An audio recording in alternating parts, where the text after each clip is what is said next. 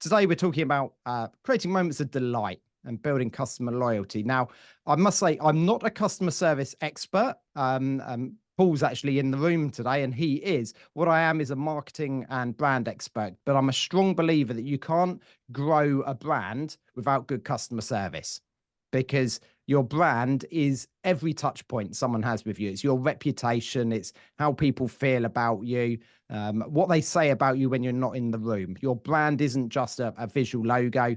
It's every little touch point. And I think customer service actually gives you a great opportunity, or customer loyalty. Any touch point gives you an opportunity to grow your brand. And I think the basics of why, I guess, is that we all have a negative bias, and people remember bad service much better than they do good service. And I'd probably argue that good is no longer good enough. I'd say we don't really remember. We expect good service just as standard. It's only when you go above and beyond an exceptional service that you can actually stand out. Now, again, why? Well, customers don't just want their problem solved. They want to feel understood. Now, I'm very aware that sounds a little bit wishy-washy, so I'll cover what that actually means for a business. But when you have a customer who feels understood and feel listened to, they feel like this is a relationship. This is part of, you get me, I get you, let's work together. When they don't feel understood, it's purely transactional. And when it's transactional, it's very easy for your competition to basically nick that customer based on price or some other sort of factor. You don't really build loyalty unless you've got a strong relationship with someone. And great exceptional customer service and customer experiences is a great way to build that above what your product is, because I'm guessing everyone in the room is going to say their product or their service is really good. So you've got to be able to separate yourself somewhere. So why do you want to have this great customer experiences? Well, first of all, customer retention. It is much cheaper to keep a customer than it is to acquire a new one. A cold prospect who's never heard from you, never purchased from you, possibly already has another supplier. It's harder to get them to reach over and start working with you. Whereas if you've got someone who's worked with you, assuming your product or your service was good, and we've already covered that, I'm sure it is, then you need to make sure actually the entire experience is there so that people will continue wanting to work with you. Secondly, those who receive exceptional customer service and customer touch points and customer experiences, I guess, become sort of brand ambassadors, and they will start spreading how good you are via word of mouth. And this is the best marketing you can get for two reasons. One, you don't have to spend any money on that actual marketing, because someone else is going out and just saying to their friends and family, oh, go and use this company, they're really good. But secondly, someone's much more likely to believe an existing customer than they are you. As I said at the start, we all say how good we are. Yeah, you can only really back this up by existing customers saying, yes, they were brilliant. And then, of course, customer feedback. This is, people sort of miss out on this, but it provides those direct insights into what's working and what's not. And quite often, we think it's working. And if customers don't tell us, and it's why our cover actually asking your customers, then you don't know. So it's really important to get some feedback from people. It also, when you consider that entire customer journey, it helps you have consistency between your marketing and your delivery. My background is marketing, and we make everything look shiny, everything look amazing, everything look brilliant. And if the actual delivery doesn't live up to that, actually you were better off almost having some very basic marketing, because you've set that expectation really high. And I remember seeing this was this luxury Santa's grotto. It was advertised, this was the website, it was going to be fantastic. And then what actually happened was it was a rubbish tip manned by bored elves, apparently, £20 a ticket. It didn't live up to what was marketed, and therefore that experience is incredibly poor. We all feel let down. If I go, I don't eat at McDonald's much, but if I go to McDonald's, actually they do deliver a consistent service, but I know what I'm getting. It's a basic burger, some chips. It's okay.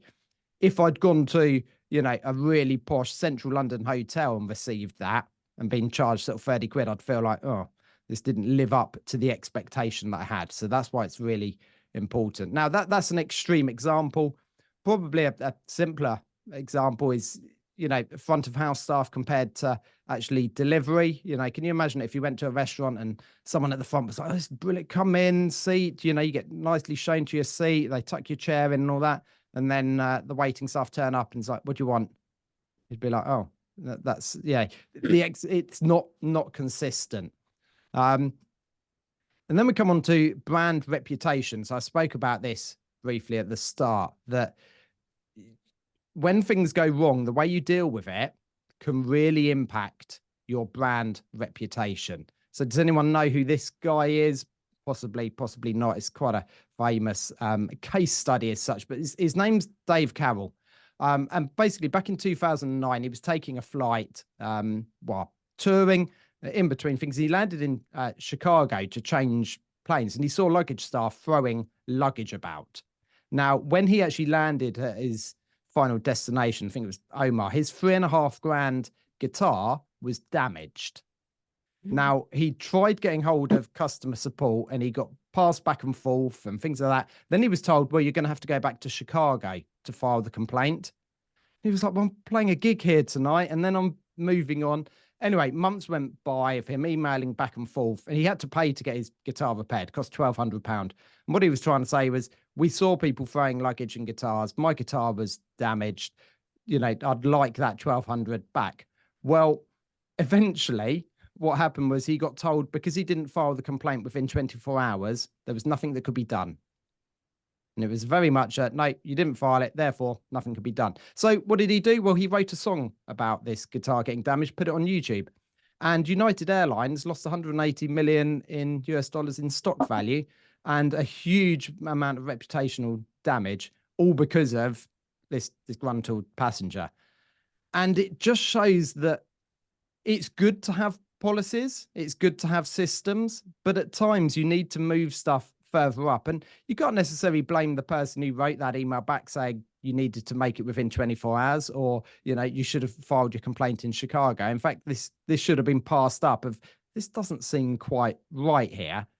So yeah, instead of, refunding £1,200 to have this guitar repaired, they lost around about 180 million. So the customer does have some power here. Certainly a musician. And he wasn't even a famous musician particularly, but he put a song on YouTube and it just sort of took off.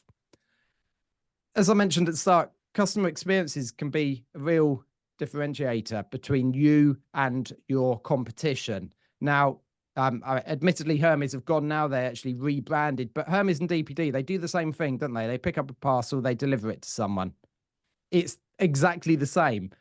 But actually, I'm not sure Hermes ever delivered a parcel, because I've had Hermes parcels that never even turned up. DPD, you get a text. Dave is delivering it between 10:11 and 11:11. You're like, this is brilliant. And it just feels a better service rather than Hermes, we might deliver your parcel at some point in the future. Although we've probably lost it already. And actually, what are they now? Every, aren't they? Every. They completely rebranded to try and distance themselves from that reputation. And actually, I was probably a bit unfair there, because I have had stuff delivered by Hermes, and actually it was absolutely fine. But it didn't matter, because the reputation stuck. And reputations do stick for years and years and years. It pains me slightly. Me and the missus, when we bought a new car, I don't know, about a year ago, went out and we ended up with a Skoda. Now, it's a really good car. Really good car, great value for money. But there was that little bit inside of me. I've remembered being at primary school, just making jokes about Skodas.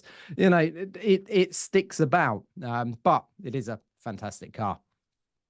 Now, how can you sort of improve your customer service or your customer experience? Well, personalisation is a key one. What data do you hold on your customers? What do you know about them?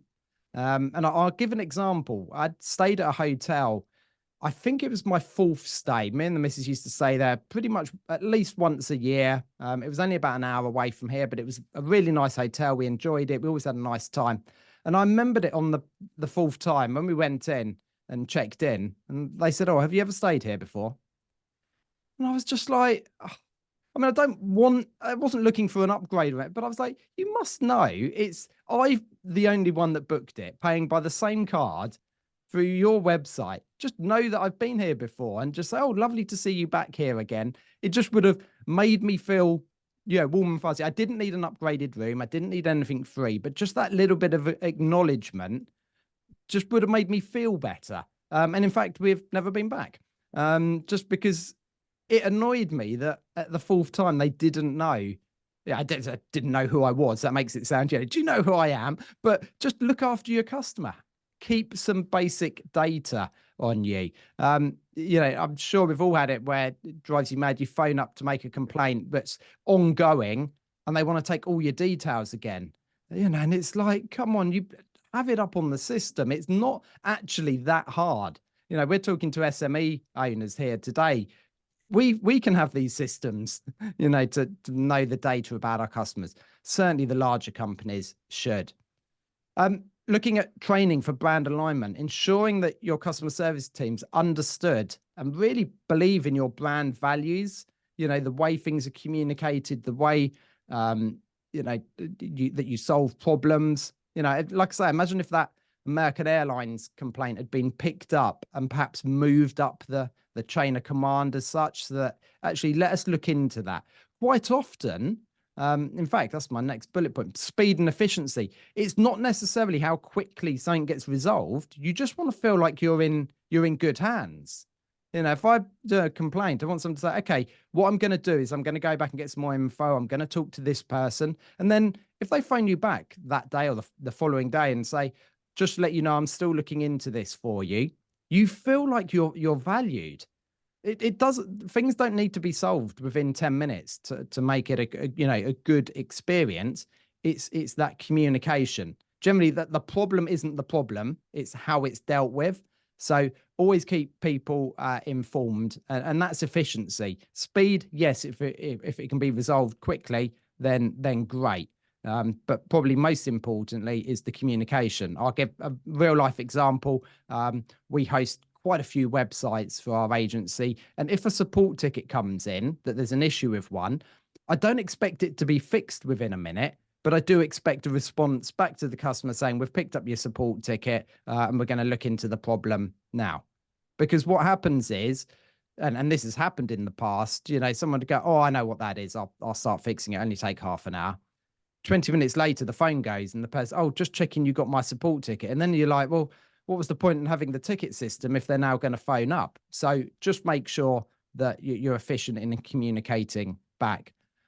And then looking at, omni-channel support, post-word, just make sure you've got different channels that people can contact you, phone, email, social media. What do your customers like to use and how can they use it? I mean, lots of companies seem to be now using WhatsApp support, which, I quite like for some things, to be able to WhatsApp things and you get feedback. I regularly, and I had an issue with a flight, actually EasyJet were easier to get hold of on Twitter, or X as it is now, than they were via the phone or emailing. In fact, when I phoned up, I couldn't actually get hold of someone, but I tweeted them and they did actually get back to me. So, find ways that can be done.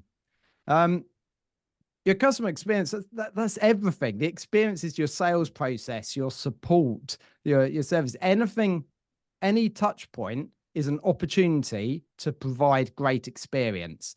And one thing, and I think Paul will back me up here, but survey your existing customers. Yeah. Certainly ask them, how was the experience? Also, if they've ever contacted customer support, how was it? And ask, what could we improve? Because we'll want to be better at what we do, but if we don't ask, we regularly don't know. And disgruntled customers sometimes don't tell us. I had an issue yesterday. Actually, I'd collected some glasses from Specsavers. I got home and I was distracted when collecting them because I had the kids with me and I sort of tried them on. Yeah, they're fine. I got home and I was like, these are not making any difference to my site. And I must admit, I was so annoyed. I put them down. I was just like, oh, can't be doing with this, about to go away, and almost left it. And the missus got in. She was like, have you phoned them and said? I was like, no, no, no. She was like, phone them up. And of course, when I did phone them up, they were like, oh yeah, we can see actually we've made the wrong ones for you. I'm not sure how this has happened, and I've got to pop back in and change them. But in the moment, I almost gave up. I was just like, oh, I can't be doing with it. I'll go to a different opticians and spend some more money, because it just almost couldn't be bothered with the frustration. But actually, when I phoned, they were really quick. They were really easy. Yeah, come back in. We'll sort it. Not a problem at all. And I feel like that they got me. They understood my frustration. And then I was to say, survey your employees. Do they actually understand the importance of these touch points? I think we very often talk to customers about delivering the great experience, but maybe not when things go wrong and the reasons we want to try and solve problems for customers. I know the saying is, the customer's always right. Not always true, I don't think, but there is, as long as people feel understood, and you can start to work with people, then I feel that's really important.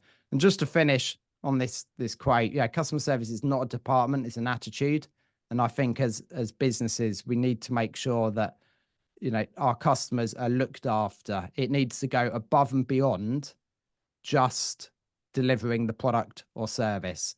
So while I talk lots about marketing, I feel you can't grow a brand without having your customer service attitude right.